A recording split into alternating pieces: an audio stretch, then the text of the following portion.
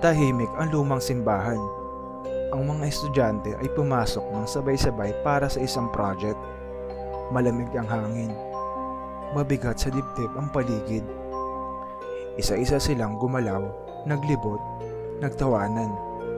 Ngunit habang lumilipas ang oras, isa-isa ring nawawala ang mga ilaw.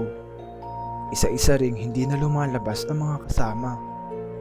Takot ang nangmayani kay May. Siya ang huling natira. Hawak ang flashlight, tumatakbo siya sa loob. Naghahanap ng labasan. Sa dulo ng pasilyo, isang altar ang sumalubong sa kanya. Doon siya napahinto. May mga litrato, mga pamilyar na muka, mga kaibigan niya, mga nawawala. Ngunit hindi ito altar. Isa itong bulletin board ng mga nawawalang bata sa bayan. Sila pala ang susunod na biktima ng lugar na hindi nagpapalaya.